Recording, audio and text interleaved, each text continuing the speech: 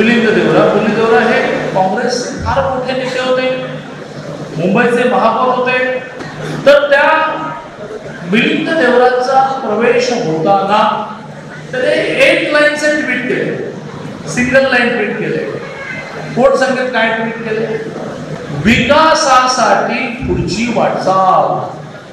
एका वाक्यात त्याने की का बाहेर पडतोय आणि का एकनाथजी बोलत जाते, एका वाक्यात म्हटलं विकासासाठी पुढची वाटचाल.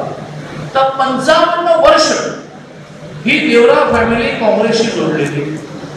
स्वतः मुरली देवरा मगाशी म्हटल्याप्रमाणे महापौर होते, खासदार होते, मिलिंद देवरा खासदार होते, केंद्रात मंत्री होते.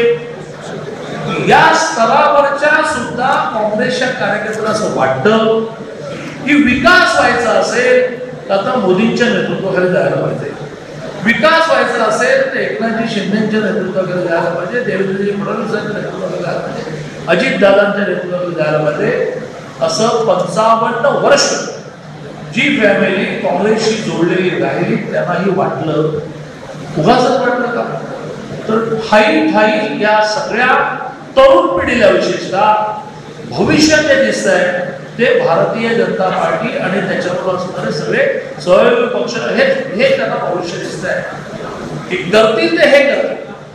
2047 साली देशाच्या स्वातंत्र्याला 100 वर्ष पूर्ण होताना हा देश क्रमांक 1 वर हे सगळे मिळूनच मोदींच्या नेतृत्वाखाली नेतील याचा विश्वास अजितदादांसहित एकनाथजी शिंदेसहित त्यांना आज देवरा, उद्या काय मला माहित नाही, पण आज देवरा अशा सगळ्यांना वाटायला लागलं की या देशाला जर क्रमांक 1 वर जगामध्ये जाणार असेल ते कोणी खासदारकी लढवण्यासाठी मंत्री होण्यासाठी येत नाही.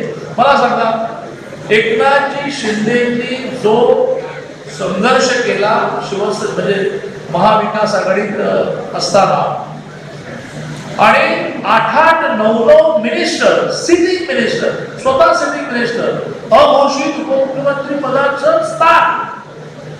महाविकास आघाडीमध्ये एकनाथजी हे घोषित नव्हते पण अघोषित उपमुख्यमंत्री होते ना.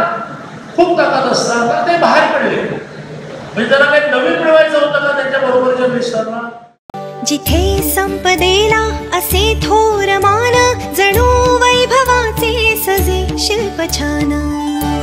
सुवर्णाची या ग्राहका नम्र राहे, असे सर्व भूमंडळी एक आहे. गणेश रामचंद्र आपटे, मंगळवार पेठ आणि लकी चौक. आणि आता नव्या अलंकारांसह नवे दालन, रामकुटी 7 रस्ता सोलापूर. गणेश रामचंद्र आपटे.